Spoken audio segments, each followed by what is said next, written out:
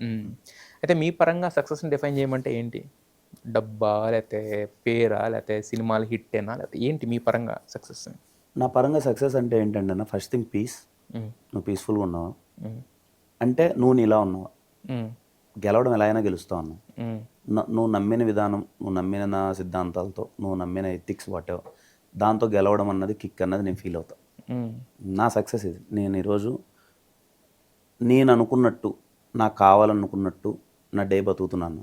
హ్మ్. I want this life అనుకున్నా, అది బతుకుతున్నా. హ్మ్. That is my success. I want this life అది బతకడం వేరు. అంటే మనం రోజు సినిమాలకెళ్ళడం, షూటింగ్‌లు రావడం ఇదంతా. బట్ ఈ ఈ పరిగెత్తే క్రమంలో మనం అనుకున్నట్టు మీరన్నట్టు ఆ పీస్ అనేది ఉంటదా మనకి? At the end of the నాకుందన్న డే? ఇప్పుడు. హ్మ్. ఎందుకు పీస్ ఉందంటే అదే చెప్పాను కదన్న. హ్మ్. ఒక సక్సెస్ కోసం నేను ఎటు పడితే అటు వెళ్ళట్లే. నాకు నచ్చినట్టు వెళ్తున్నా. హ్మ్. ఎథిక్స్ మిస్ అవ్వట్లే. యాజ్ ఎ పర్సన్‌గా నేను లూజ్ అవ్వట్లే. హ్మ్. సక్సెస్ అదన్న. యాజ్ ఎ పర్సన్‌గా నువ్వు లూజ్ అవ్వకుండా నువ్వు అనుకున్న సాధించుకుంటే ఇట్ ఈస్ ఎ సక్సెస్ హ్మ్. To me. హ్మ్. అది నాకు. తెలుగు, తమిళ్ అనేది మీరు చెప్పిన విధానం వేరు. అక్కడ పోర్ట్రే అయిన విధానం వేరు. కిరణ్ అనే వ్యక్తి నేను చెప్పిన ఇంతకుముందు మనం మాట్లాడుకున్నట్టే ముందు వేరు. తర్వాత వేరు. నా వరకైతే. అవును. అవును. నేను అవును. చూసే కోణంలో అయితే. అవును. అంటే సెల్ఫ్ మేడ్ అంటాం గదా! అదే. అదే. తమలను తాము చెప్పుకోవడానికి మీరు 1 ఇయర్ గ్యాప్ తీసుకొని, హ్మ్. మీరు మీకంటూ ఒక స్టోరీ అనుకుని, దాన్ని నమ్మి, చేసి రావడం, అది అంత పోటీలో రావడం, హిట్ అవ్వడం. నా వరకు నేనిలా అవును. జూస్తాను. అవును. అంటే కిరణ్‌ని తక్కువగా చూడడమా? హ్మ్. లేదంటే కిరణ్ అబ్బోరు ఏమన్నా అంటాడని అంటే అన్నా కూడా తీసుకుంటాడనే తనమా? లేకపోతే ఏంటి ఈ తెలుగు, తమిళ్ గొడవలో మీరేం చెప్పారో వాళ్ళకేం అర్థమైంది? ఏమన్నారు వాళ్ళు? ఏలే తారకన్న వెరీ సింపుల్. నేను అన్నది ఒక తమిళ్ రిపోర్టర్ హ్మ్. భరద్వాజ్ రంగనాథన్ గారు రంగన్ గారు. వచ్చినప్పుడు హ్మ్. మాట్లాడినవి is a very known thing. అవును. ఆయన మా సినిమాలు మీరు చూస్తారా అని అడిగితే, చూడడం ఏంటి సార్, సెలబ్రేట్ చేస్తాం మీ సినిమాలు. హ్మ్. మాకు అక్కడ అదే స్కోప్ దొరికితే బాగుంటుంది అన్నదే పాయింట్. హ్మ్. ఇక్కడ అక్కడ ఒక 10 మంది హీరోలని ఇక్కడ ప్రామినెంట్ మార్కెట్ ఉంది. హ్మ్. ఇక్కడ మా సినిమాలు బాగున్నప్పుడు అక్కడ రిలీజ్ అయ్యి అక్కడ ఒక ప్లాట్ఫామ్ ఏర్పడితే హ్మ్. మాకు బాగుంటుంది. Even we want Tamil audience love. హ్మ్. Simple as it is. ఇంతకు హ్మ్. మించి ఏమీ లేదు అక్కడ. హ్మ్. థియేటర్ డిస్కషన్ ఏంటంటే ఇప్పుడు సినిమాలు ఇక్కడ థియేటర్ల గురించి కాదు డిస్కషన్. హ్మ్. ఆయనకి చాలా పర్సనల్గా ఇష్టం. హ్మ్. తను చాలాసార్లు ఆఫ్ ద రికార్డ్ చాలా తమిళ్ ఇంకా రీచ్ అవ్వలేదంటే అక్కడ వచ్చిన డిస్కషన్ ఏంటంటే, హ్మ్. కనీసం నేను తెలుగు ఆడియన్స్ కూడా రీచ్ చేయలేకపోయినప్పుడు, హ్మ్. ఇక్కడ తెలుగులో పెద్ద హిట్ అయ్యేది ఏంటంటే అక్కడ తెలుగు ఆడియన్స్ కూడా రిలీజ్ అవ్వలేదు. హ్మ్. అట్లీస్ట్ 10 స్క్రీన్స్ అనే తెలుగులో వచ్చినా బాగుండేది.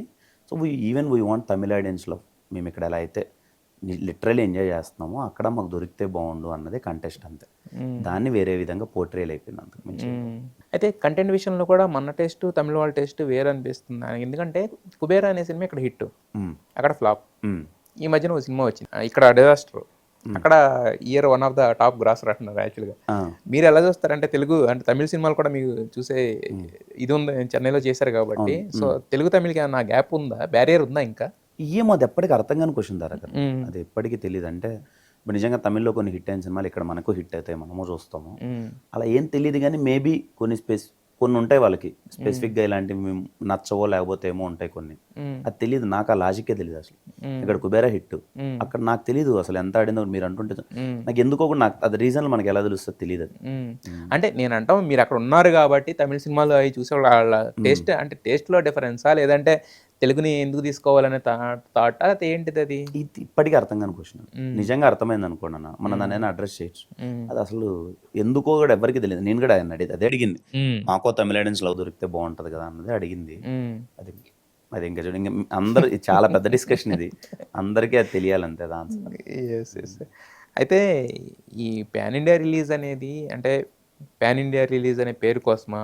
ఓటీటీల కోసమా? లేకపోతే దేనికోసం? ఎందుకంటే మనకక్కడ అంత విడ్త్ లేదని తెలిసినప్పుడు వేరే లాంగ్వేజ్‌లో తెలుగులో యాజ్ ఇట్ ఈజ్ తీసుకెళ్ళేస్తే అది వేరు. తెలుగు ఆడియన్స్ కోసం అని చెప్పి. మలయాళంలో ఒక 10 స్క్రీన్‌లో ఇది రిలీజ్ చేయడం అనేది దేనికోసం అంటే అసలు వాట్ ఈస్ ద ఈ కంటెంట్ ఇప్పుడు కొన్ని మనకి ప్రూవ్ అవుతున్నాయన్న.